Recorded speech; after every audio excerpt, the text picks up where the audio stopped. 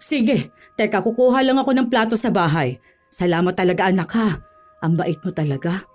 Alam mo bang swerte ko na ikaw ang naging manugang ko. Ay ang anak ko talaga magaling pumili ng babae. Mabuti na lang ikaw ang pinakasalan niya. Kung yung ex kasi noon, ewan ko ha kung kilala mo. Ay, grabe napakadamo talaga sobra. Hindi gaya mo. Isang lapit lang nagbibigay na agad. Hindi ka pa nanunumbat. Siguro kung yun ang napangasawa ni Pao, aba. Baka lagi kaming magkaaway. Buti na lang talaga ikaw yung naging asawa niya. Diyan ka na lang po kumuha ng plato, ma.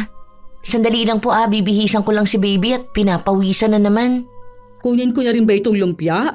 Isang piraso na lang kasi ito Meron din palang tinapay.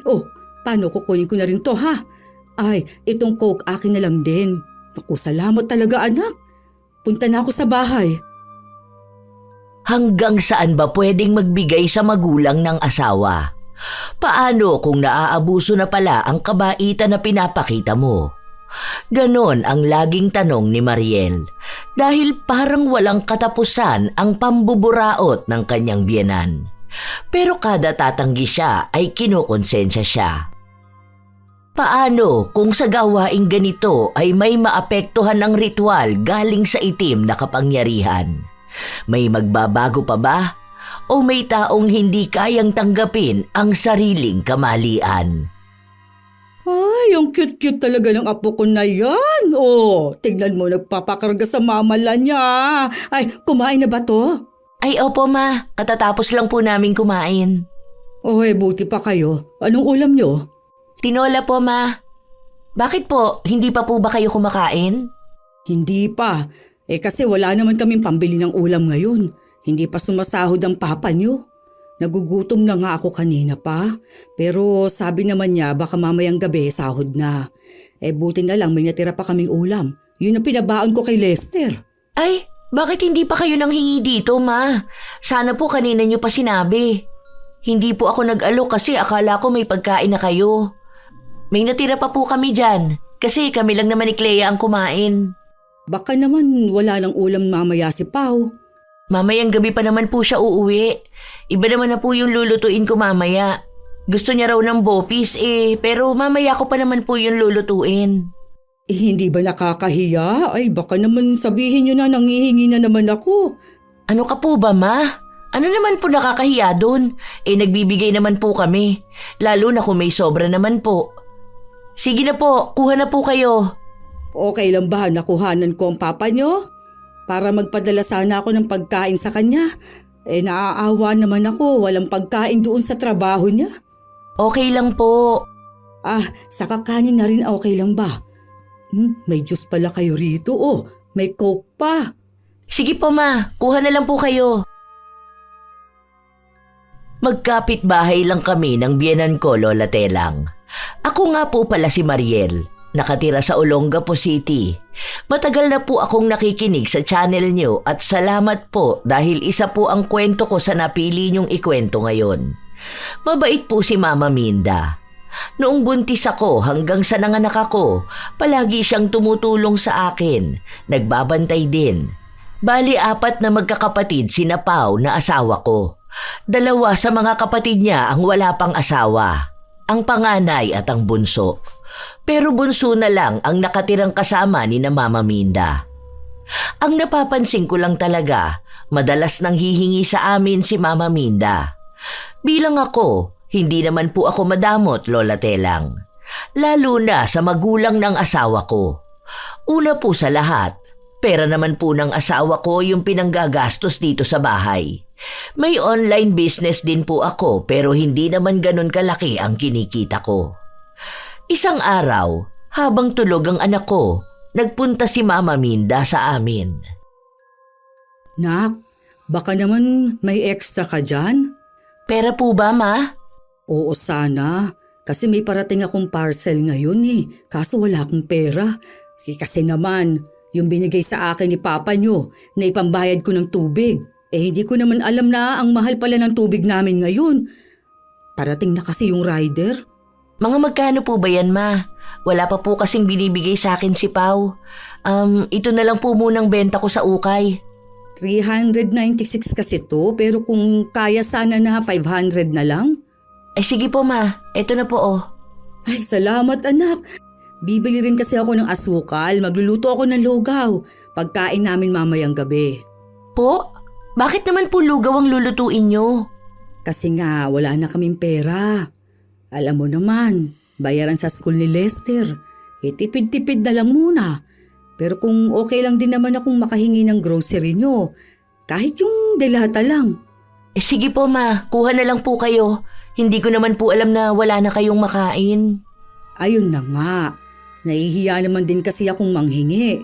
Yung panganay ko naman, hindi naman yung nagbibigay kasi nga panay rin siya travel. Ikaw lang talaga yung mabait. Kasi yung asawa ni Johnny, naka-block naman yata ako. Nung nakaraan kasi, nangihingi ako ng load para ako makatawag ako sa kanila. Hindi ko alam bakit bigla na lang akong naka-block. Baka masama na ata na manghingi Parang mabait naman si Kyla ma. Mabait naman siya, kaso hindi talaga siya kasing bait mo. Salamat dito anak ha. Sige na, magluluto na muna pala ako. Igisa ko na lang tong sardinas. Baka may bawang ka dyan? Pahingi na lang din ako. Nakakaawa naman talaga si Mama Minda kapag nanghihingi siya. Ako kasi, mabait talaga ako. Lalo na kapag may nanghihingi sa akin, tapos meron naman ako. Yung pamilya ko pala nasa probinsya, Lola Telang. Bali 2 lang kaming magkapatid ng ate ko. May asawa na kaming parehas, pero siya nasa probinsya pa rin kasama ang mga magulang namin. Nagpapadala ako ng pera sa bahay pero bibihira lang kapag may kita ako o kaya mismong si Pao ang nagpipresenta na magpadala ako sa bahay. Ilang araw pa ang lumipas, paunti-unti na sa aming lumalapit si Mama Minda, lalo na kapag may kailangan siya. Minsan asin, minsan kape, asukal o kahit patubig na iinumin. Wala naman yun sa akin dahil hanggat meron kami, magbibigay ako. Isang gabi, pag uwi ng asawa ko, parang napansin niyang ang bilis na ubos ng grocery namin. Si Mama Minda lang naman ang pumupunta rito sa bahay. Nung nakaraan nanghingi siya ng sardinas kasi wala nga silang ulam. Tapos itlog na rin para daw magtorta siya. Tapos binigay mo naman. Malamang, alangan naman pagdamutan ko mama mo. Nagbigay kasi ako ng pera sa kanya eh. Imposible na wala siyang perang pambili. Sabi ko sa kanya mag-grocery siya kasi sabi niya sa akin na pinambayad niya ng kuryente at tubig yung sahod ni Papa. Nanghiram nga rin siya ng 500 sa akin kasi nga magbabayad daw siya ng parcel niya. Sabi ko sa iyo kapag ganyan na pera huwag mo munang bibigyan si Mama eh. Ayoko nga, makukonsensya naman ako noon. Iisipin ko yun palagi na parang ang sama ko namang tao para magdamot. Saka mama mo yun eh. Yung mga pera na pinambili ng grocery natin, pera mo naman yan. Baka ano na lang isipin ni mama mo. Baka sumama ang loob niya. Pero hindi naman sa lahat ng oras. Ayoko rin naman magdamot kay Mama. Kaya lang kasi nagbibigay na ako ng pera sa kanya bukod pa yung bigay sa kanya ni Kuya. Tapos si Junie pa nagbigay ng pera sa kanya. Si Junie nga ay nagbayad ng tuition ni Lester eh. Saka isa pa, solo na nila yung sahod ni Papa. Ang sabi niya kasi sa akin wala talaga siyang pera. Tapos si Kyla, blinak nga siya. Imposible yun. Kausap ko si Kyla, siya pa nga nagsabi sa akin na nagpadala si Junie. Nagtatanong siya kung natanggap pa ni Mama kasi hindi raw nagre-reply sa kanya. Ay na naman si Mama eh. Kapag alam niya may hihingan siya, panay naman ang hingi. Tapos yung pera niya ay pambibili lang niya ng kung ano-ano. Malamang niyabang na naman niya sa mga kamag-anak namin yung pera. Hayaan mo na, pagkain naman yun. Paano nagbabudget tayo? Alangan namang humindi ako kapag nanghihingi siya ng kape. Nakakahiya naman yun. Hindi naman ako madamot. Hindi naman yun sa pagdadamot eh. Kasi naman… Hayaan mo na. Kasi paunti-unti lang din naman ang hinihingi niya sa atin. Akala ko po, Lola Telang, ayos lang ang ganon. Ang maging mapagbigay at mabait. Pero totoo nga na kapag nagbibigay ka, hindi ka natitigilan na hingian. Mas lumalaki na ang pabor na hinihingi ng biyenan ko. Bilang ako na taong hindi marunong tumanggi at nakokonsensya, kapag humindi ako sa pabor ng isang tao, panay na lang ako oo sa kanya. Ang hirap nang mag-load palagi eh. Sige na, pa-connect na lang ako sa wifi nyo. Kahit siguro magbabayad na lang ako ng 100 a month. Hindi naman marami ang nakakonect sa akin kasi ito lang na cellphone ko oh. Para hindi ako maboring pa sa bahay. Itatanong ko na lang muna po kay Pau. Eh bakit naman itatanong mo pa kay Pau? Eh, ikaw naman ang asawa niya. Dapat, ikaw din mas lamang na nagdedesisyon. Siya po kasi yung nagbabayad ng wifi eh. Kasi nga po kapag gabi nagla-live selling ako, kailangan ko po nun malakas ang internet. Hindi naman siguro makakaabala ang isang cellphone na nakakonek ano. Pero sige, ayos lang kahit na ayaw mo. Eh wala naman akong magagawa eh. Kahit na hindi sabihin ng anak ko, eh kapag ikaw na yung pumigil malamang, ikaw na yung pakikinggan niya. Ano ba namang laban ng nanay sa asawa, hindi ba? Eh, sige na nak, ayos lang. Hindi naman ako nagtatampo. Sige na po pala ma. Okay na po. Scan nyo na lang po itong nasa phone ko. Hindi na, wag na. Sige na, baka nakakaabala ako. Ilang araw akong hindi pinansin ni Mama Minda. Ako na yung nagkukusang pumunta sa kanya para magbigay ng ulam, tapos kinukumbinsi ko siya na ayos lang naman na makikonek siya sa internet namin. Nakukonsensya kasi talaga ako, Lola Telang. Hindi ako sanay na may taong nagtatampo sa akin, lalo na biyenan ko pa. Tapos magkapitbahay lang kami. Ayoko yung pakiramdam na parang may masisirang samahan o pamilya dahil lang sa naging madamot ako. Nagkabati lang ulit kami ni Mama Minda noong kumonek na talaga siya sa wifi namin. Maayos naman nung una. Hindi ko na lang sinabi sa asawa ko dahil nanay niya naman yun.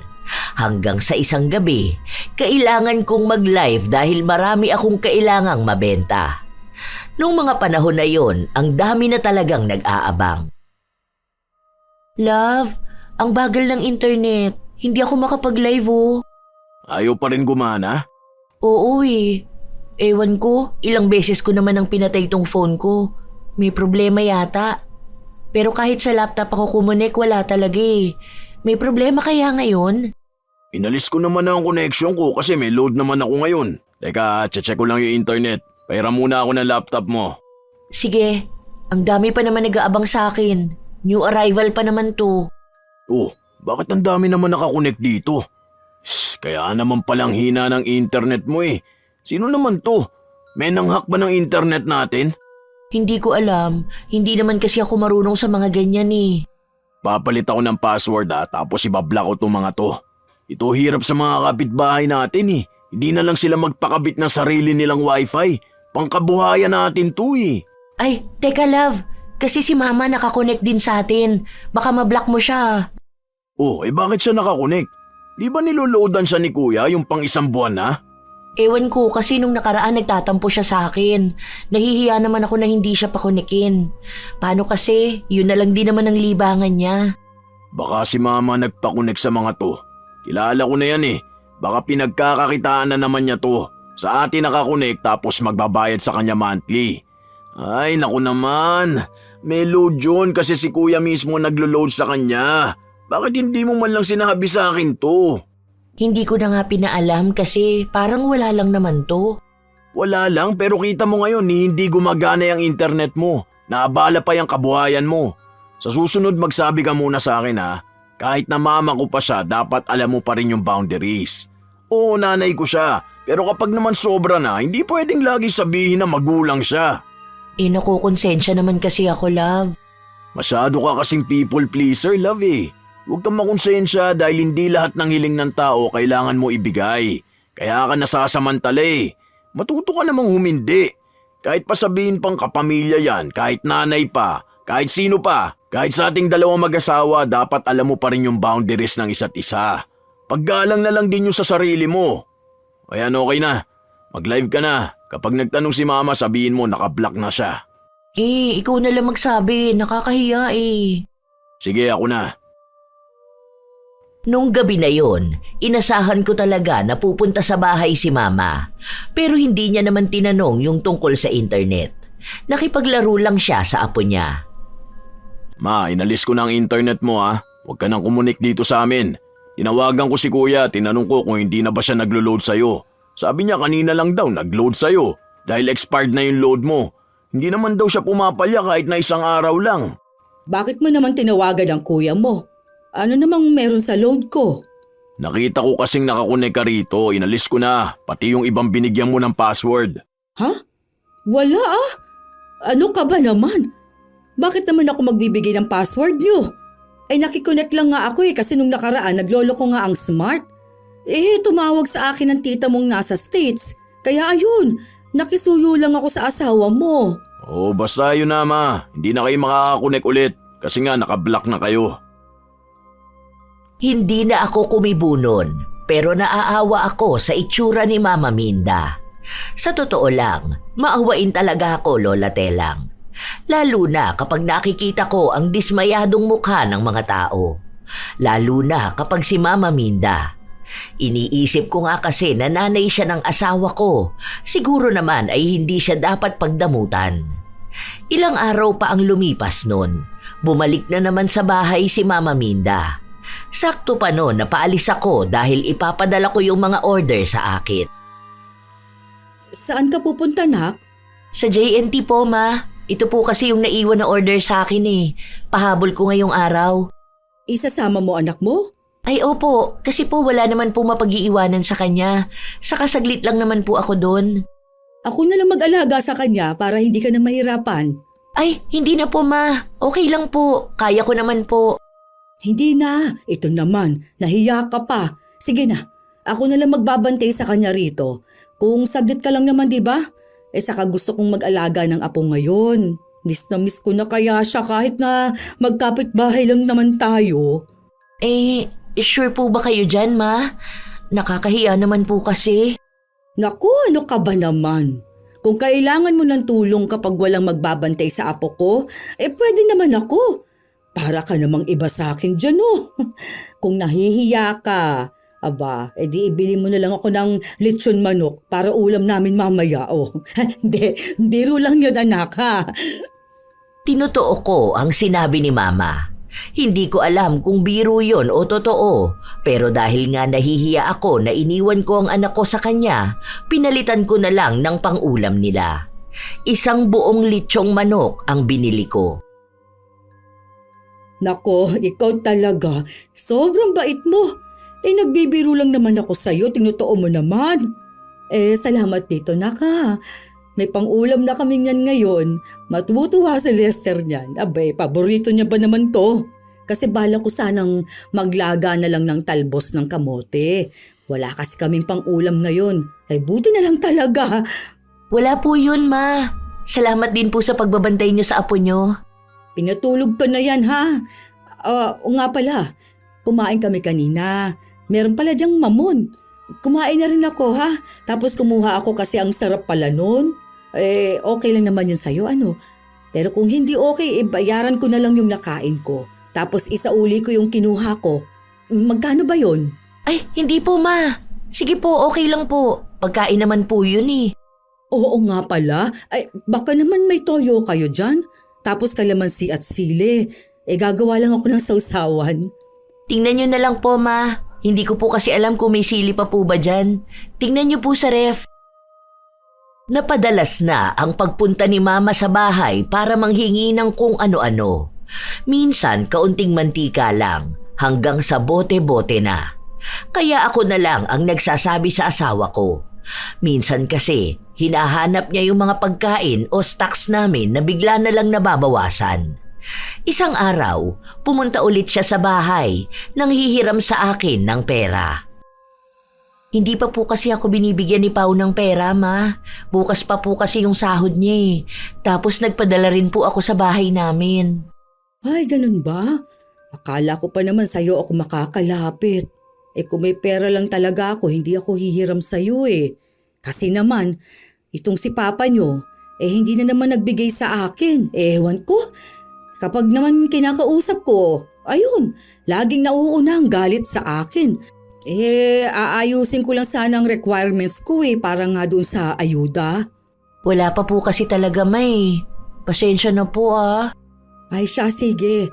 Maglalakad na lang siguro muna ako. Malayo yun, Ma. Wala naman akong magagawa, wala naman akong pera. Magbabaon na lang ako ng tubig para kung sakali man na mauhaw ako sa daan 'di ba? Wala rin naman ako mabitbit na pagkain kaya pantawid gutom na lang din yun. Kung may mauutangan ako, hindi naman sana ako maglalakad. Sige na, para hindi na masyadong mainit sa daan. Ay, teka lang po, Ma. Sige po, pahiramin na lang po muna kita.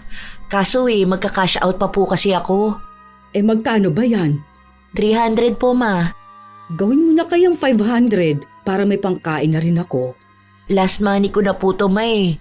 Wala pa pong nagbabayad sa mga pa-order ko. Ay sige, pwede na yan, pamasahe ko lang naman. Pero kung okay lang sa'yo baka may biskwit ka dyan. Baka naman pwede mo akong bigyan. Yan na lang kasi ang kakainin ko doon. Kung meron lang naman at kung gusto mo lang naman bigyan ako Kahit na ilang beses kong sabihin na susundin ko ang sinasabi sa akin ng asawa ko, hindi ko talaga magawa. Paano ba naman? Naaawa talaga ako kay Mama Minda. Paano kung totoo na maglakad siya papunta doon sa pupuntahan niya? Matanda na siya. Paano kung mapahamak siya sa kalsada? Ano na lang ang mararamdaman ko noon? Baka habang buhay ko pang sisihin ang sarili ko. Nakaya ko naman sanang tumulong pero hindi ko ginawa. Kinabukasan, walang pasok sa trabaho ang asawa ko. Nasa bahay noon si Mama Minda dahil gusto niya raw makasama ang apo niya. Love, naglista ka na ba ng mga bibilin sa grocery? Oo, yun lang naman din. Saka yung pagkain ni baby. Ako na lang ba magpupunta? Pwede namang ako na lang. Inaantok na rin naman tong anak natin Patulugin ko tapos dito ka na lang muna. Magpahinga ka kasi masakit ka mong likod mo. Ay, bibili na lang din pala ako ng efficacent para mahilot kita mamaya.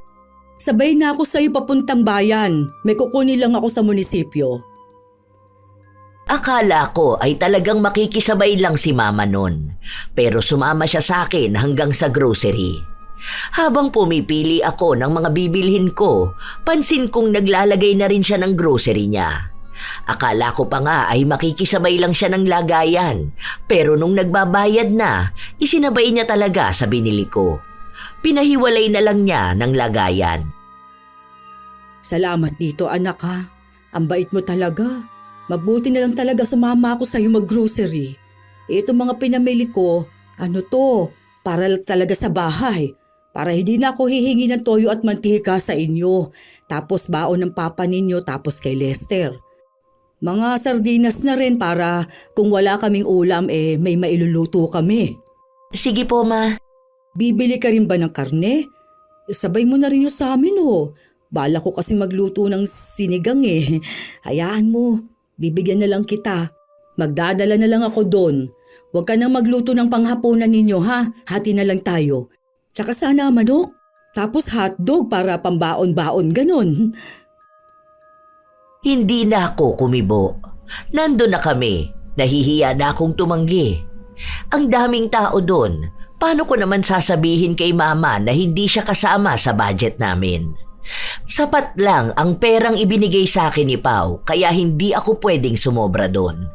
Saka nag-aabang din kasi si Mama. Baka mamaya bigla na lang siyang magalit sa akin. Ano na lang ang gagawin ko kapag ganon? Baka mahimatay na lang ako sa kahihiyan, lalo na kapag pinagtinginan ako ng mga tao. Yun pa naman ang kahinaan ko. Madalas na yun ang pinag-aawayan namin ng asawa ko. Pinababago niya yung ugali ko na ganon, pero paano ko naman yun mababago kung ganon na talaga ako lumaki? Mahirap naman kung biglaan. Nabili ko yung gusto ni Mama habang yung sa amin tipid na tipid. Nagpabili pa nga siya sa akin ng tinapay. Tuwang-tuwa siya nung umuwi na kami habang ako ay may halong kaba at stress. Akala ko nga ay hindi mahahalata ni Pao pero napansin niyang kakaunti lang ang pinamili ko. Bakit ganyan lang? Di naman niya naaabot hanggang sa next sahod ko Baka naman kapusin ka niyan. Okay lang, love. May hinihintay naman akong bayad sa akin eh. Para yun sa business mo, hindi mo yun pwedeng basta na lang gagalawin. Tapos magpapadala ka pa sa bahay nyo. Saka na lang yung sa bahay. Hindi pwede. Alam mo naman na hindi ka na tumutulong gaano sa bahay nyo eh. Magpadala ka naman sa mama mo. Bakit ba kasi ganyan lang ang napamili mo? Hindi. Kasi... Ano kasi... Ano? Nakisabay kasi si mama mo. Nahihiya naman ako tumanggi. Alam mo naman na hindi ako sanay sa ganun, di ba? Saka kasi akala ko makikisabay lang talaga siya. Tapos hiwalay na bayad niya kapag nasa cashier na. Kaso ako rin ang nagbayad nun eh. Ano? Nagabot na ako ng pera kay mama. Kako, ipang grocery niya yon para hindi siya nanghihingi dito. Tapos nagpadala pa sa kanya si kuya tapos nagbigay ng pera si Junie. Yung sahod din ni Papa. Ang sabi niya kasi hindi nagbibigay ng pera si Papa. Hindi ko naman na itatanong kasi nakakahiya naman. Ano ba naman yan? Ako na lang kakausap kay mama. Di mo naman sinabi sa akin na nakisabay pa sa'yo. Nagbibigay naman ako ng pera eh. Sana hindi na lang ako nagbigay. Sana diretso na lang grocery. Total yun naman talaga ang kailangan niya. Wag na, love. Hayaan mo na. Nakakahiya naman baka isipin nila pinagdadamutan natin ng mama mo. Hindi natin siya pinagdadamutan. Gusto ko lang malaman ni mama na hindi pwede yung ganito. May pamilya na ako pero hindi ko naman siya pinapabayaan, di ba? Kung makakasira siya ng budget natin, dapat lang kausapin na siya. Hindi yung pagdadamot, pagtatama lang yun. Pinigilan ko pa ang asawa ko sa gusto niyang gawin. Paano? Kakausapin niya talaga ang mama niya. Kasama pa nga akong pumunta sa bahay nila kung saan nagluluto na si mama. Oh, nak, mamaya pa itong ulam natin, hindi pa kumukulo. Ma, ano ba naman yan? Di po ba nagbigay ako ng pang-grocery sa inyo? Nakisabay pa kayo sa budget namin? Hindi ba pwede anak? Masama ba yun? Hindi ko naman alam na magagalit ka. Hindi ma, okay lang po yun. Tara na, love. Hayaan mo Teka. na. Maalam nyo naman po na hindi naman ganun kalaki ang sahod ko eh. Tumutulong naman po ako rito sa bahay, di ba? Nagbibigay ako ng pang-grocery nyo. Pero sana naman respetuhin nyo rin yung budget namin. Hindi lang to isang beses, ma. Alam ko meron kayong hinihingi sa asawa ko na hindi niya sinasabi sa akin. Pasensya ka na anak. Hindi ko naman alam na sasama ang loob mo. Ang saya ko pa naman kanina. Kasi nga, ang bait ng asawa mo. Siya nang nagbayad ng grocery ko. Hindi ko naman akalaing hindi pala yun pwede. Ay siya, sige. Ibabalik ko na lang lahat ng ipinamili namin. Sige na, dadalhin ko na lang doon. Pati tong lahat ng ulam na niluluto ko, ha? Tatapusin ko lang para makakain na kayo. Pasensya na talaga. Hindi na po, ma. Hayaan niyo na po. Mag-uusap na lang po kami ni Pao. Pasensya na rin po, ma. Sana po hindi sumama ang loob niyo. Nabigla lang po talaga siya. Ayaw kong magkasamaan ng loob ang mag-ina, kaya inaya ko na ang asawa ko na umuwi. Kami naman ni Pao ang nagtalo, pero naipaliwanag ko naman sa kanya lahat. Sinabi ko na hayaan na lang niya dahil nanay niya naman yun.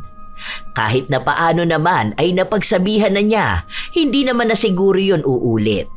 Kaya sinabi niya na hindi na ulit siya magbibigay ng pera kay Mama Minda para masigurado na sa tama mapupunta. Grocery na lang kada sahod. Yun naman ang ginawa niya kaya kada sasahod siya, bumibili siya ng para sa amin at para sa kabilang bahay. Tinatanggap naman yon ni Mama Minda pero minsan ay nanghihingi pa rin ng pera sa akin ang biyenan ko. Minsan kasi ay wala akong hawak kaya wala akong naibibigay. Isang araw, nagluto ako dahil nagpadala ako sa trabaho ni Pao. Nagbigay naman ako kina mama pero pumunta ulit siya sa bahay para manghingi. Nak, hindi naman siguro. Sasama ang loob mo kung hihingi ako ng pansit paano. Hindi ko po alam kung kasya pa yon, ma. Hindi pa po kasi ako kumakain. Ay, ganun ba? Ang sarap kasi ng luto mo. Ayun, naubos ng asawa ko. Hindi ko na malayan kasi akala niya raw para na lang sa kanya yung iniwan ko. Gusto mo po ba hati na lang tayo doon? Hindi, ikaw ba? Sa inyong pagkain yan eh. Nagpadala ka na ba kay Pao? Baka kasi magalit na naman yun sa akin. Unahin mo na lang muna siya. Meron na po siya kasi nagpadala na ako kanina. Bale yung natira na lang po talaga dyan yung akin. Kaunti lang din po talaga yung niluto ko baka kasi mapanis. Sigurado ka bang pwede akong kumuha nun? Hindi ba talaga magagalit sa akin ang asawa mo? Naman, pagkain lang naman po yan, bakit po magagalit pa? Hindi naman din po yan makakarating sa kanya. Hindi naman po ako magsusumbong sa kanya. Sige. Teka lang, kukuha lang ako ng plato sa bahay. Salamat talaga, nak, ha? Ang bait mo talaga. Alam mo bang swerte ko na ikaw ang naging manugang ko? Yang anak ko talaga magaling pumili ng babae. Buti na lang, ikaw ang pinakasalan niya. Kasi yung ex niya nun, ewan ko lang ha, kung kilala mo, grabeng napakadamot talaga. Hindi gaya mo, isang lapit lang nagbibigay na agad. Hindi ka pa nanunumbat. Siguro, kung yun ang napangasawa ni Pao, baka lagi kaming magkaaway. Mabuti na lang talaga, ikaw yung naging asawa niya. Diyan ka na lang po kumuha ng plato, ma. Sadali lang po bibihisan ko lang si baby at pinapawisan na naman. Kunin ko na rin ba itong lumpia? Isang piraso na lang kasi ito meron din palang tinapay. Kukunin ko na rin to ha? Itong Coke akin na lang din. Salamat talaga anak. Punta na ako sa bahay. Hindi ko inaasahan na wala na palang natira para sa akin. Kakarampot na ikinalat lang para magmukhang marami. Halos 3 kutsara lang ubos na. Wala ring naiwan na tinapay sa akin, maging ang lumpia at kahit yung inumin ko. Kaya tubig na lang talaga ang naging sandigan ko. Hindi na ako nagreklamo dahil nakita ko si mama na sarap sa kinakain niya. Ang mahalaga na lang sa akin noon ay hindi na sayang ang niluto ko. Lumipas pa ang mga araw, akala ko ay hindi nahihingi si mama sa amin dahil nga may grocery na siya. Pero madalas na kahit paunti-unti ang hingi niya, mabilis na nauubos ang sa amin. Hindi ako makapagsabi sa asawa ko dahil magagalit na naman yon. Okay na yan nak, tapos luya sana, meron ka ba? Ay wala po ma, hindi pa po ako nakakabili. Saka po pala, ubos na po ba yung stock nyo? Parang kakagrocery lang po natin Hindi ko pa masyadong ginagalaw. Alam mo naman, baka biglang isang araw kailanganin ko, di ba? Yung mga delata, hindi ko pa rin nabubuksan. Bakit mo naman biglang naitanong? Wala naman po, akala ko po kasi ubos na dahil humihingi po kayo rito. Hindi pa nga nabubuksan. Kaya nga hihingi muna ako, tsaka konti lang naman ang hinihingi ko, di ba? Kakapiranggot lang ba? Bakit? Ayaw mo ba? Sige isauli ko na itong mantika na hiningi ko sa'yo. Ay, hindi po, okay na po. Sa totoo lang, marami akong gustong sabihin sa kanya nung mga oras na yon, Lola Telang. Pero hindi ko na lang sinabi dahil nababakas ko na agad sa mukha niya ang pagpapaawa. Alam ko sa sarili ko na madadala na naman ako, pero gusto kong sabihin na wag muna siyang humingi sa amin kasi nga ay wala na talaga kaming stock. Ako na naman ang hahanapan ng asawa ko. Hanggang sa lumipas pa ang ilan pang mga araw, natuto na akong magtago nun. Nakokonsensya ako kapag sinasabi kong ubos na o wala na kahit na alam ko naman na meron. Noong una ay nakakatulong naman yon, pero madalas nakikita rin ni mama kung saan nakalagay. Napagsabihan niya pa nga akong nagdadamot na, pero sa pabirong tono na alam kong hindi rin naman biro. Hanggang sa sumapit ang araw ng kaarawan ni Pao. Lumabas lang naman kami nun. Kami lang mismong 3 ng anak namin. Habang kumakain ako, nabasa ko ang chat sa akin ni Mama Minda. Nagpapauwi siya ng pasalubong. Love, may chat si Mama. Bakit? Anong sabi? Uwian daw natin siya ng spaghetti saka burger. Sabihin mo patapos na tayong kumain. Uuwi na kamo tayo. Nakakahiya naman kung hindi tayo mag-uuwi ng pagkain para sa kanila, di ba? Imagine kumakain tayo ngayon sa masarap na kainan, tapos sila nasa bahay lang nila. Parang bigla ako nakonsensya. Ayan ka na naman. Huwag mo naman akong simulan ngayon. Birthday ko, love. Ayoko naman ng stress. Chat kasi ng chat sa akin si mama eh. Naaawa naman ako. Huwag kang makonsensya kung kumakain tayo ng masarap tapos sila hindi.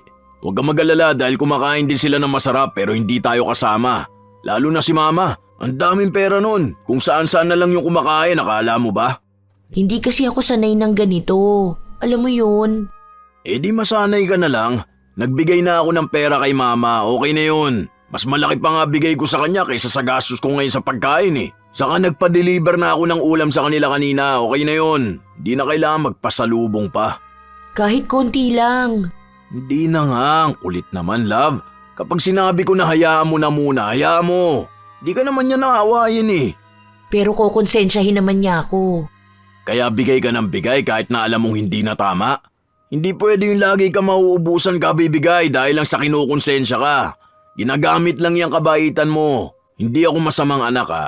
Kailangan lang talaga ni mamang matuto na hindi pwede yung ginagawa niya. May grocery na siya eh, humihingi pa rin sa bahay.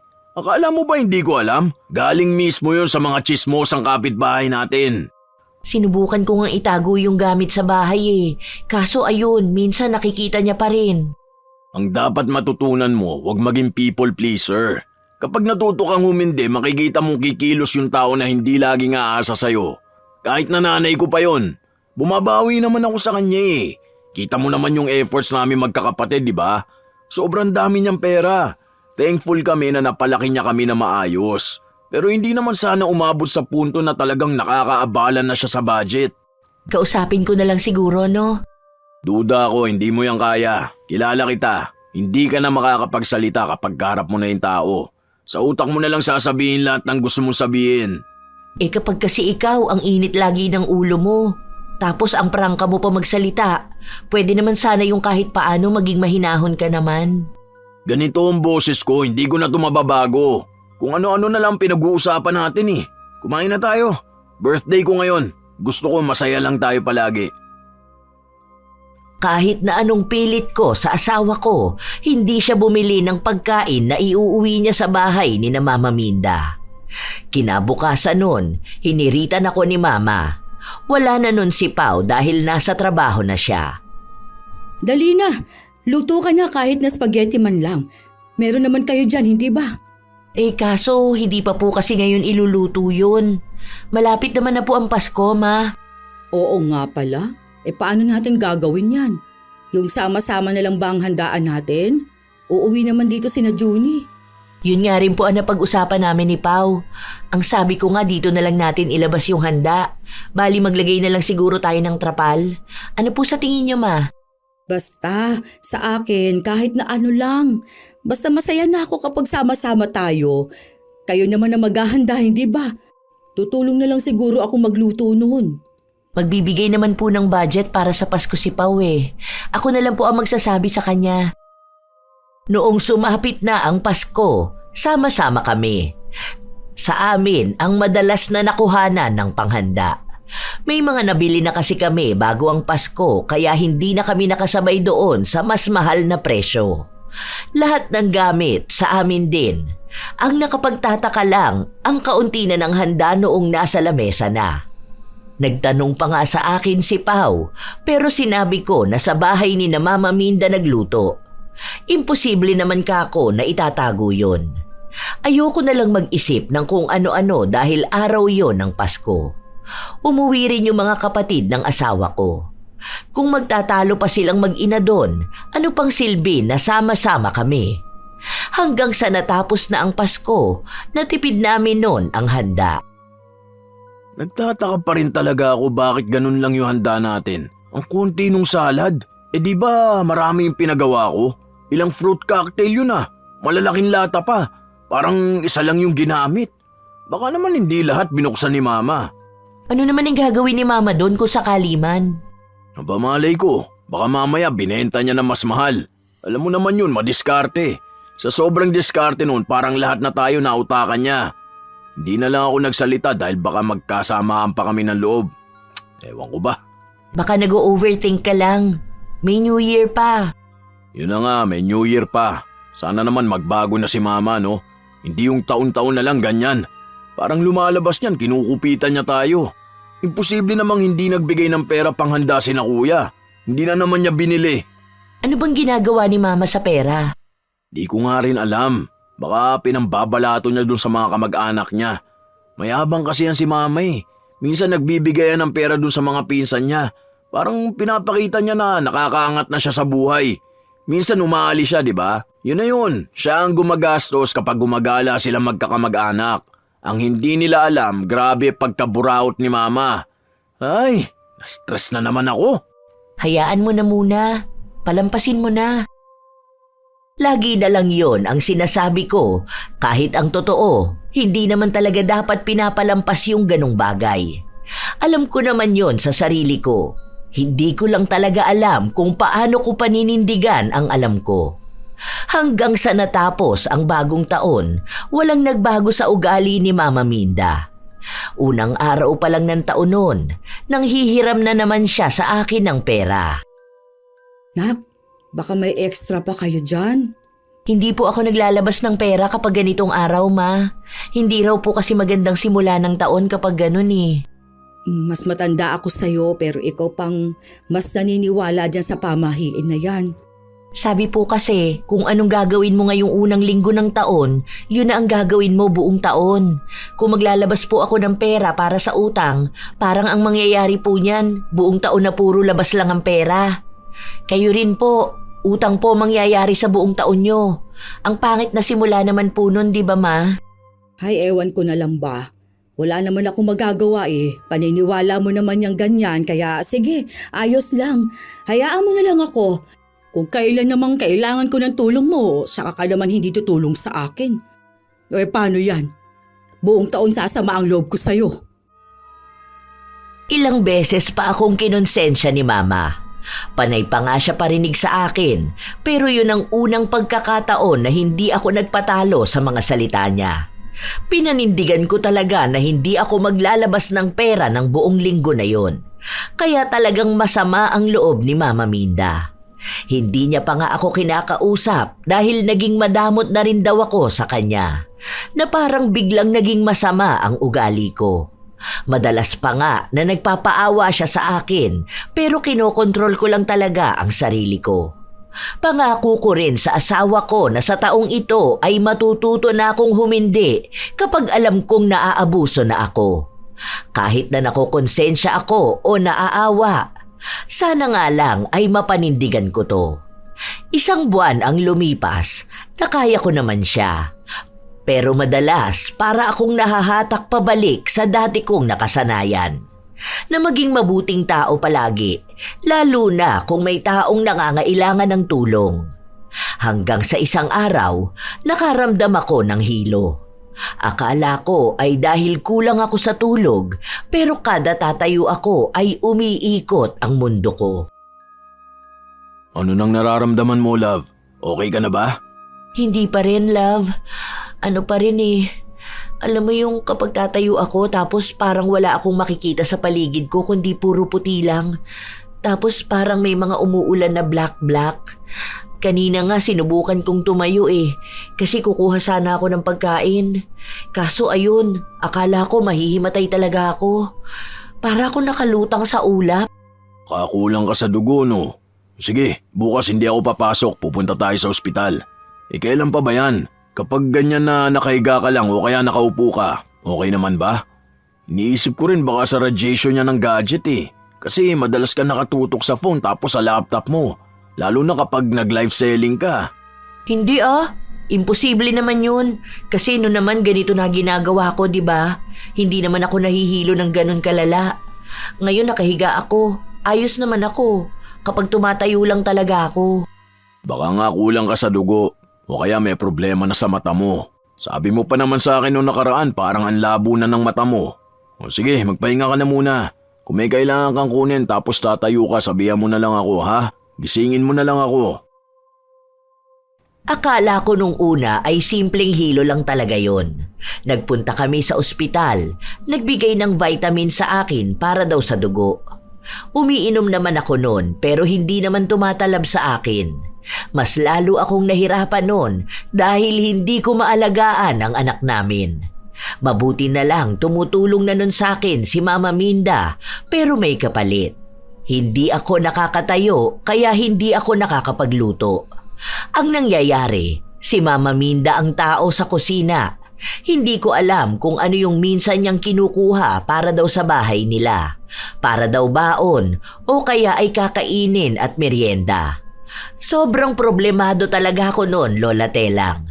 Dahil iniisip ko, paano kung gano'n na ako habang buhay?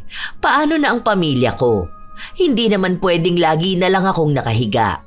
Kaya sinubukan ko ulit tumayo. Pero sa pagkakataon na yon, bigla na lang akong bumagsak. Hindi naman masakit ang ulo ko pero wala talaga akong maramdaman kapag nakatayo ako. Naku, nak, ano ba ginagawa mo?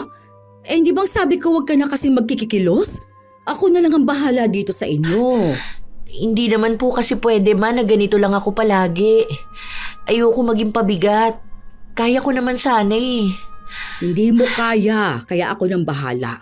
Nagluluto naman na ako. Kakain na tayo, huwag ka mag-alala. Tulog na rin naman ang anak mo. Ang problema ko pala ngayon, wala nang laman ng kusina nyo. Kung may pera ka dyan, ako nang mamamalengke. Para may mailuto ako mamaya.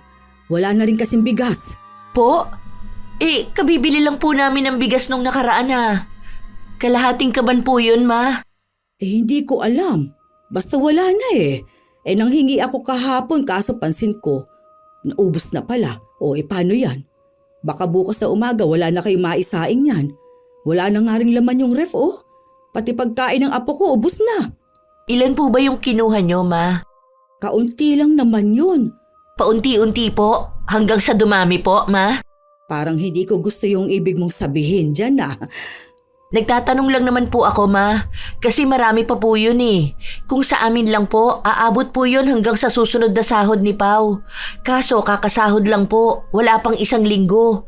Imposible naman po na mauubos na agad yun. Sa ganun na nangyari.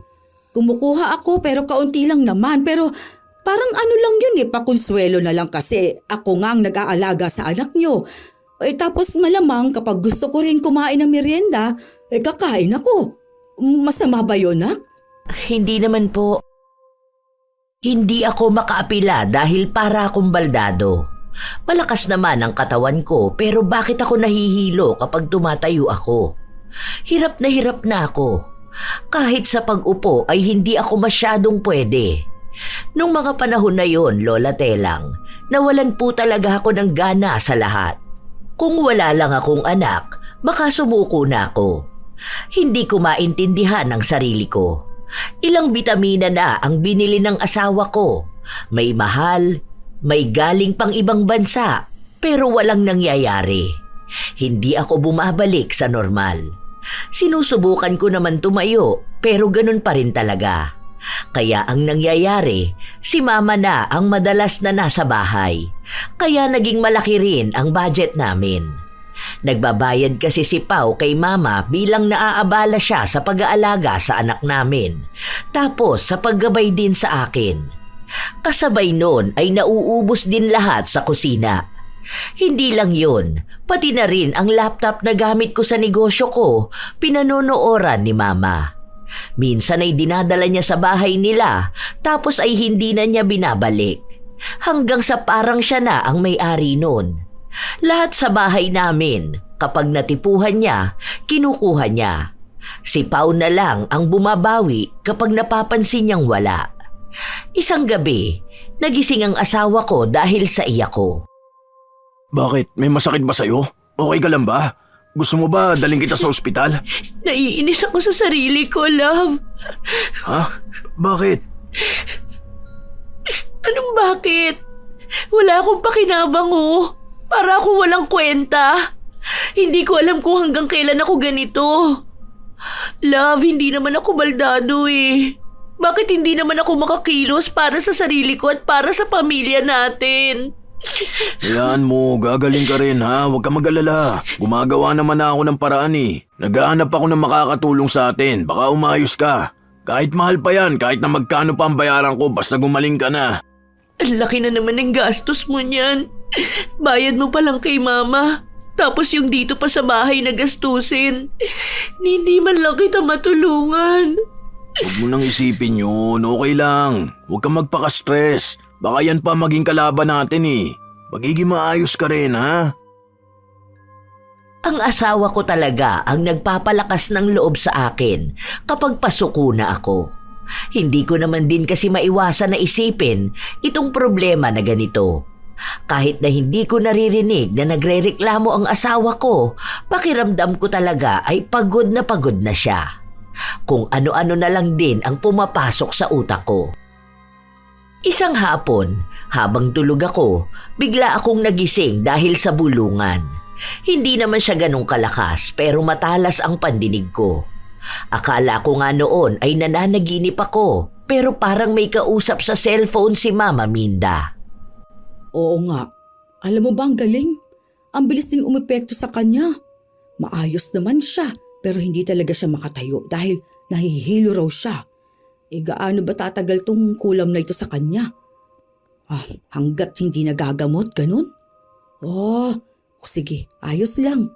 Kain naman nga ang ganitong kulam. Kahit papaano, di ba? Hindi ako yung ganung kasamang tao. Kasi yung ibang nagpapakulam, no? Pinapapatay na agad nila. O kaya yung sobra-sobra yung sakit na ibinibigay nila. Sa akin, wala namang masakit. Hindi lang makatayo. Ano ka ba? Hindi naman ako maririnig niyan. Tulog yun. Tsaka andito ako sa sala. Mahina lang din naman ang boses ko. Sige na pala, nagluluto pa kasi ako. Kukuha pa ako ng grocery nila para makatipid ako.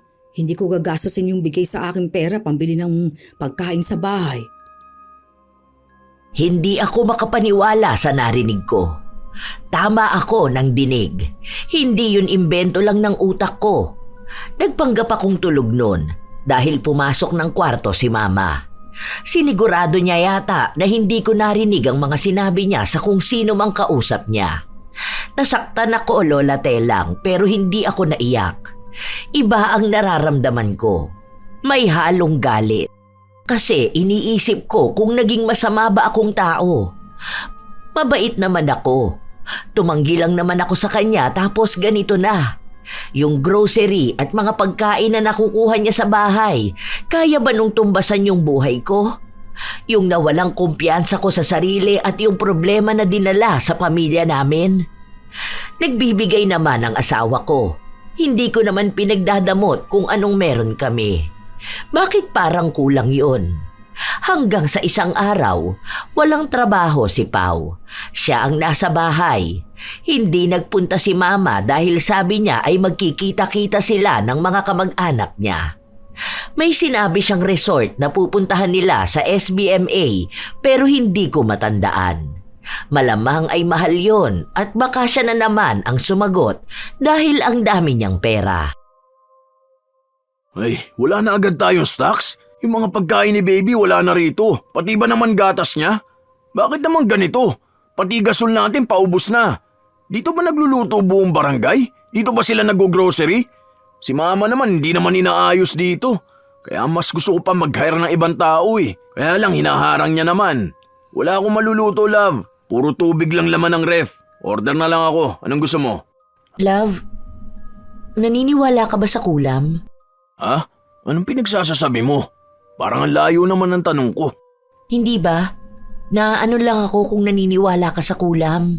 Hindi ko alam. Di pa naman ako naka-encounter ng tao na nakulam Pero yung mga barkada ko, yun, sabi nila may nakilala na sila o ano.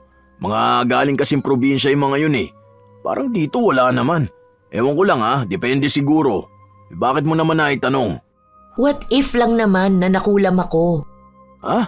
Sino naman kukulam sa'yo? What if lang naman Ewan ko. Baka kaya hindi ako gumagaling sa painom-inom ng vitamins. Tapos wala naman din akong sakit, di ba? May kakilala ka bang albularyo? Wala pero yung tropa ko marunong daw sa manggamot. Di ko alam kung totoo ba o trip niya lang yun. Teka, chat ko siya. Hindi nagdalawang isip ang asawa ko na tawagan ng kaibigan niya. Pero wala rito yung kaibigan niya. Nasa Makati raw tapos babalik siya sa Biyernes pa. Kaya sabi ng asawa ko, hindi na lang siya papasok para nga masamahan niya yung kaibigan niya dito sa bahay. Ilang araw pa ang lumipas, hindi ko na masyadong kinakausap si Mama kasi alam ko na yung ginawa niya. Naghihintay na lang akong gumaling, tapos saka ko sasabihin sa kanya yung mga nagawa niya. Hindi niya pa rin pala alam na lumapit na kami sa albularyo dahil masyado pang buo ang kumpiyansa niya na hindi ko pa alam. Ay, bakit hindi pa ba kayo bumibili ng stocks ninyo? Hindi na raw po kami magsastock, Ma. Ha? Bakit naman? Paano naman yung pagkain nyo? Sabi ni Pao, magpapadala na lang daw po siya ng order dito sa amin. Kami lang naman ni Baby eh. Kahit daw bumili na lang ng pagkain sa labas. Mas makakamura naman kayo kapag dito sa bahay nagluto. Ganon din naman po ang gastos, Ma. Mas mahal pa nga. Kasi yung budget namin ang bilis pong maubos. Kaya okay na rin po sa akin yung gusto ni Pao. Siguro po saka na lang kami magluluto sa bahay kapag okay na po ako. Ay, ganon. Hindi dapat ganyan ang mindset ninyo, ha? Sa halip na makatipid kayo, lalo nyo lang pinapamahal ang gastos ninyo. Hindi naman po, Ma. Nag-compute na po kami. Saka tama naman din po si Pao. Paano naman ako niyan? Paano ako kakain yan? O ano to? Hindi na ba ako magbabantay sa inyo? Pwede naman po, kasi po kukuha naman daw si Pao ng yaya ng anak namin. Tapos ako, medyo pagaling naman na po ako. Pagaling? Paano mo naman nasabing pagaling ka na? Makikita nyo na lang po, Ma. Huwag nyo na po yun problemahin. Ang alam ko rin po, nagbabayad si Pao para po sa ginagawa nyo rito sa bahay. Halata ang inis kay Mama Minda. Hindi lang talaga siya sanay na hindi kami pumapabor sa kanya, lalo na ako. Paano ba naman, hindi na rin mawala sa isip ko ang ginawa niya. Ayokong magalit o magtanim ng galit sa kanya. Ang gusto ko na lang ay gumaling ako. At kapag napatunayan namin na nakulam nga ako, ang usapan namin ni Pao, lilipat na lang kami malapit kina mama ko. May bahay kasi ako ron at tuwing bakasyon lang kami nagpupunta. Dito namin pinili tumira dahil nga naaawa ako noon kay Mama Minda na gusto niya raw masubaybayan ang apo niyang lumaki. Tapos lahat na lang daw ng anak niya ay nasa malayo. Pero ngayon, mukhang alam ko na kung ano ang tunay na dahilan. Sumapit ang Biyernes. Nagulat si Mama nung nakita niyang umuwi si Pao tapos may kasamang isang babae. Oh, sino naman yan? Tropa ko po, Ma. Sige po, Ma, balik na kayo sa bahay. May gagawin lang kami dito. May gagawin kayo? Ano pa yan? Bago mong babae? Hindi, Ma. Tropa ko po to. Albularyo. Ha? Albularyo? Bakit naman kayo kakausap ng albularyo? Anong meron? Basta po, Ma. Hindi kasi maganda. Yung basta na lang kayo lalapit sa albularyo. Baka mamaya peke yan tapos malasin pa ang buhay ninyo. Hala, sige, kayo rin. Paalisin mo na yan. Sinabi ng babae na hindi siya peke at marami na siyang nagamot na nakulam. Nasa lahi na raw nila yon at ang lola niya ang isa sa sikat sa lugar nila. Kahit nga raw nasa malayong lugar ay dinadayo pa sila. Kulam?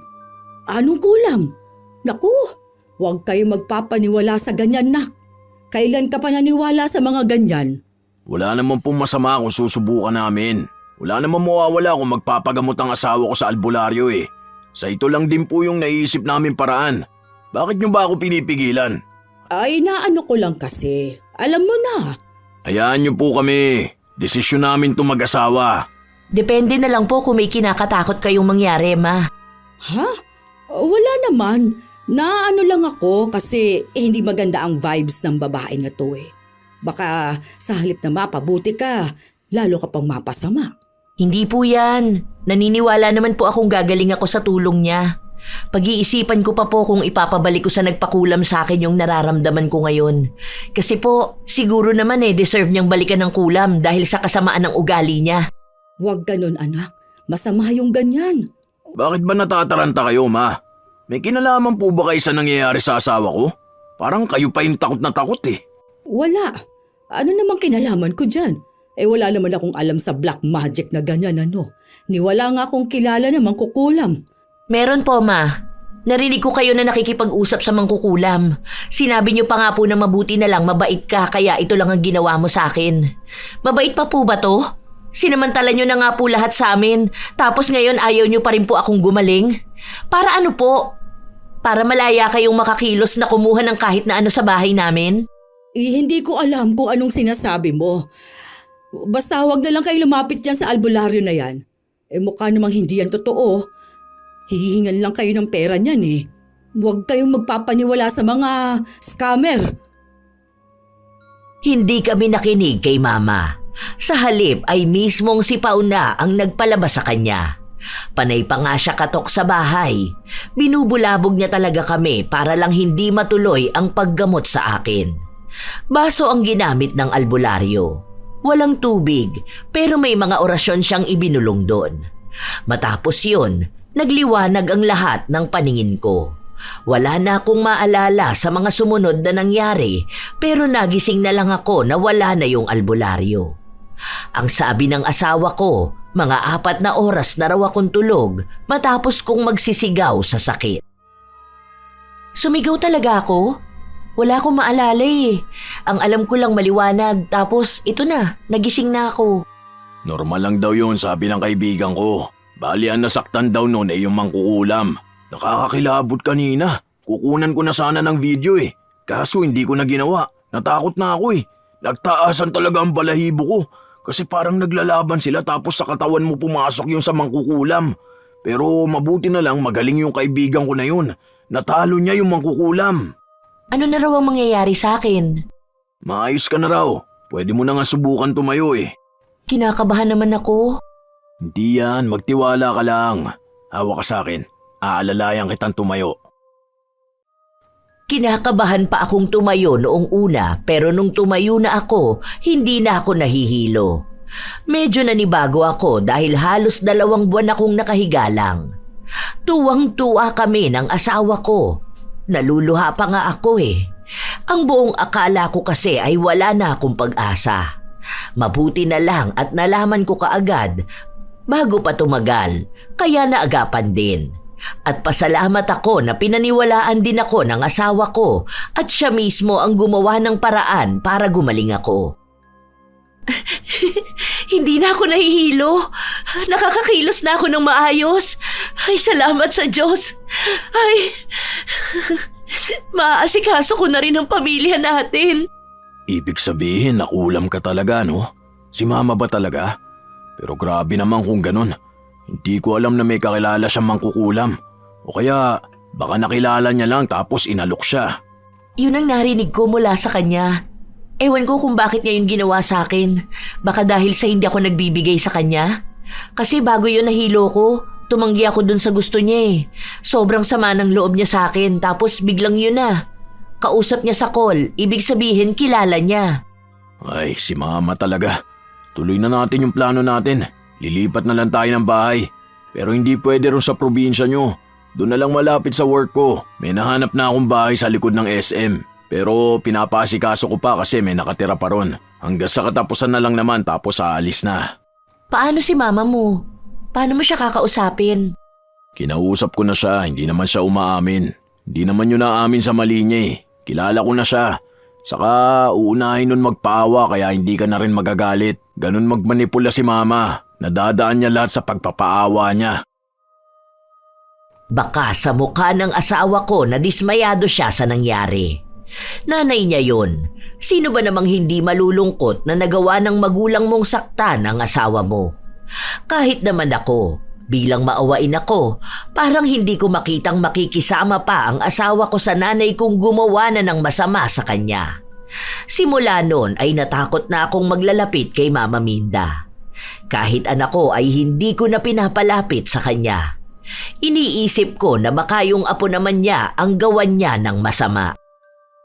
Love, ready na lilipatan natin na bahay. Papalinisan ko muna yon tapos paunti-unti ang lipat ng gamit natin para hindi isang biglaan.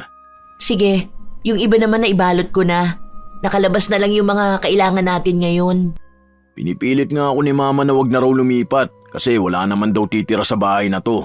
Sayang lang kung mangungupahan tayo. Kako, malaki naman na si Lester eh. Pwede na siyang bumukod. Sabi nga rin ni Mama, nag-chat nga siya sa akin kung nakumbinsi na raw ba kitang wag umalis. Kinukonsensya niya nga ako ngayon. Sabi niya parang nilalayo ko rin yung apo niya sa kanya. Tapos pinupuri niya ako na ang bait ko raw, ganun. Hindi na, okay na yung napagsamahan natin dito. Saka napag-usapan na natin to. Para matigil ka na rin maging people pleaser. Sinabi ko na sa kanya na hindi naman matitigil yung pagtulong ko sa kanila eh. Magpapadala pa rin ako ng pang-grocery nila. Para alam na niya kung paano gumastos para sa bahay nila. Nalaman ko noong nakaraan yung pamangkin niya binilan niya na cellphone. Ano ba naman yun? Tapos sa bahay siya kukuha ng pangkain nila? Bakit kaya ganun si Mama mo? Hindi ba siya nanghihinayang sa pera? I mean, pwede ka naman magbigay pero wag naman ganun kaluho. Ako ngayon ko lang din naman yun napagtanto. Buti na lang natauhan ako. Kasama ata yun sa niritual sa akin ng albularyo. Di ko alam kay mama. Tinanong ko nga siya kung siya ba nagpakulam sa'yo, ayaw naman niyang umamin. Baka daw mali lang yung narinig mo nun. O kaya baka nananaginip ka lang daw. Saka wala naman daw siyang kakilala na mangkukulam. Hindi ko na rin naman siya pinipilit eh. Hayaan na natin. Ang gusto ko na lang umiwas sa lumayo. Natatakot ako para sa pamilya natin. Sana lang hindi na niya ulitin. Ilang araw pa ang lumipas na hindi ko kinikibo si Mama Minda. Kahit mga tawag at chat niya sa akin, hindi ko sinasagot. Wala pa rin naman kaming ibang pag-uusapan. Hanggang sa isang araw, nagpunta siya sa bahay. Nak, hindi mo pa rin ba ako kikibuin? Bakit ba masama ang loob ninyo sa akin? Wala po rito si Pau. Mamaya pa po yun uuwi. Mabuti na lang maayos ka na, Nak. Kumusta naman kayo rito? Masama pa rin ba ang loob ninyo sa akin? Sige, kung gusto ninyo, ganito na lang ang samahan natin. Sa wala naman ako magagawa kasi nga, may mga sarili naman kayong buhay at desisyon, hindi ba? Ganyan po ba talaga kayo, Ma? Ni hindi nyo man lang inamin kung ano yung mali nyo? Ni hindi ko po alam kung anong malinaw na dahilan kung bakit nyo po ako pinakulam. Nak naman, hindi ko naman magagawang magpakulam ano. Ni hindi nga ako naniniwala sa ganyan. Niloloko lang kayo ng albularyo na yon. Kayo naman naniwala kaagad sa kanya. Masisira ba ang relasyon natin ang dahil lang sa haka-haka na kulaman na yan? Hindi ko na po kayang magtiwala sa inyo, Ma. Ako po mismo yung nakarinig nung sinabi nyo. Kahit na itanggi nyo pa sa aming lahat, alam nyo po sa sarili nyo kung ano yung nagawa nyo. Ang hirap na pong magtiwala eh. Kasi po nagawa nyo na po ng minsan. Kaya nyo po ulit gawin. Baka mas malala pa. Kung hindi sa akin, baka sa anak nyo o sa apo nyo. Hindi ko po talaga alam kung bakit eh. Dahil po ba sa gusto nyong makatipid kaya hihingi kayo sa amin? Gusto nyong kumukuha nung sa amin? Ewan ko po, hindi ko na po gaanong iniisip yun. Kasi ako lang din ang mai-stress. Basta alam ko sa sarili ko, wala akong masamang ginawa. Saka kapag may kailangan ako, nangihingi naman ako sa inyo, hindi ba? Sana po, balang araw Ma, makita nyo yung mali dyan sa ginagawa nyo. Ayaw sana naming umalis eh, pero kailangan. Hindi na po to healthy sa amin at mas lalong ayoko rin pong lumaki ang anak ko na ganito ang nakikita niya. Mababait po ang mga anak nyo, Ma. Responsable sila. Hindi nila kayo pinapabayaan pero kayo po yung umuubo sa kanila. Hindi lang po to basta pambuburaot nyo. Kasi may mga mas malalim pa po tong dahilan eh. Kasi hindi nyo naman po magagawang magpakulam ng tao para lang sa gusto nyo. Kung ako nakokonsensya kapag tumatanggi ako sa mga hiling nyo, kahit na nagiging abusado na kayo. Hindi ko po alam kung bakit hindi man lang kayo nakonsensya nung nagpakulam kayo. Hindi umamin si Mama sa mga pagkakamali niya. Pinagpipilitan niyang hindi niya ako pinakulam at hindi ko naman din daw yun napatunayan. Hindi ko na lang siya pinatulan dahil wala naman akong dapat pang patunayan. Tinanggap ko na lang yung ginawa niya pero hindi ko alam kung kailan ako magpapatawad. Lumipat kami ng bahay at hindi namin sinabi sa kanya. Pero kahit na nasa malayo na kami, Minsan ay tumatawag siya sa akin. Gusto niya raw bumisita sa bahay pero ayaw na ng asawa ko. Hindi ko ibinigay kung saan kami nakatira. Doon ko lang din naunawaan ang dahilan ng asawa ni Junie kung bakit ayaw nilang tumira malapit kay Mama Minda. Sa panahon na ito, hindi pa rin nakakarating si Mama sa bahay namin. Nagbibigay pa rin ng sustento ang asawa ko pero hindi na katulad noon dahil mahal ang naging upa namin sa bahay. Pero ngayon, mas payapa na. Mas umaabot na ang budget namin. Minsan nga ay may stocks pa kami kahit na nakasahod na. Malaki ang natipid namin simula nung umalis kami malapit kina Mama. Napatawad ko na naman siya pero hindi na para bumalik ang tiwala ko sa kanya. May takot kasing dala ang ginawa niya na hanggang ngayon ay pinagpipilitan niyang hindi niya ginawa. Minsan nakukonsensya niya ako dahil alam niyang madali lang akong maawa. Pero ngayon na natuto na ako, nakikita ko na sa isang tao kung peke ang pagpapaawa niya. Sabi nga ng asawa ko, hindi na ako people pleaser. Hindi pala maganda yung lagi kang naaawa dahil sinasamantala ka ng taong walang awa. Hindi naman masama ang maging maramot, lalo na kung ang ibig sabihin nito ay marunong kang magtakda ng hangganan. Hindi lahat ng hindi nagbibigay ay masama at hindi lahat ng nagbibigay ay mabuti. May mga pagkakataong ang sobrang kabaitan ay nagiging daan para abusuhin ka. Sa mga taong madaling makonsensya, hindi mo kailangang laging patunayan ang halaga mo sa pamamagitan ng pagbibigay. Ang pagtulong ay dapat bukal sa loob, hindi bunga ng takot na mapag-usapan, maiwan o matawag na masama. Kapag palagi kang nagbibigay kahit ikaw ang nauubos, hindi na yon kabutihan.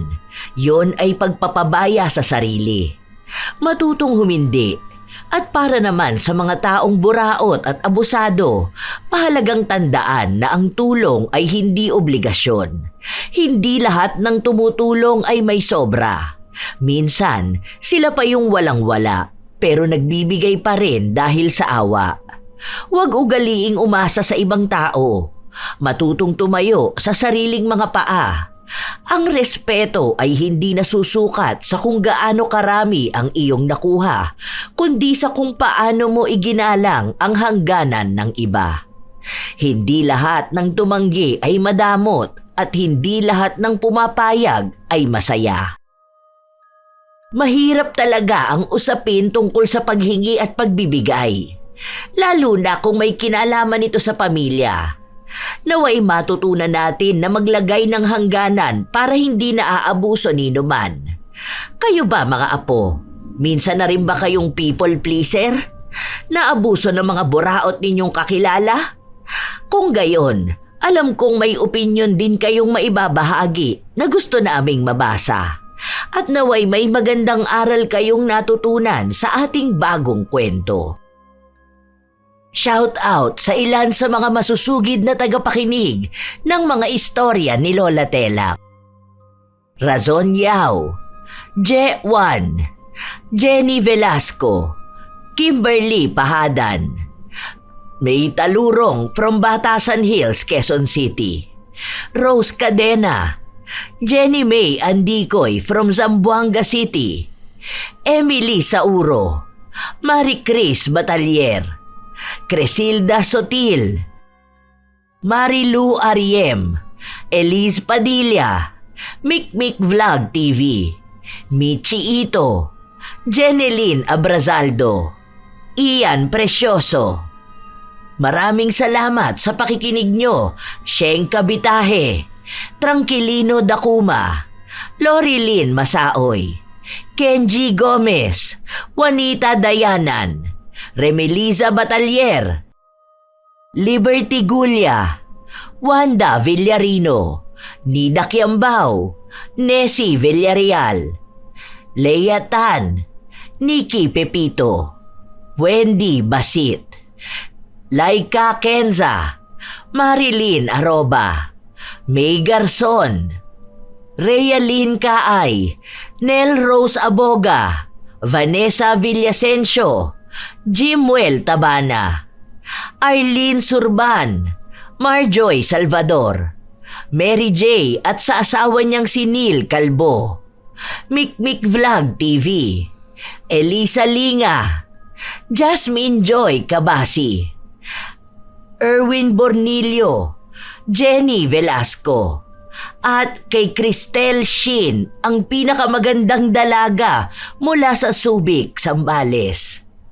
Ito ang inyong Lola Telang at maraming salamat sa pakikinig nyo, mga apo.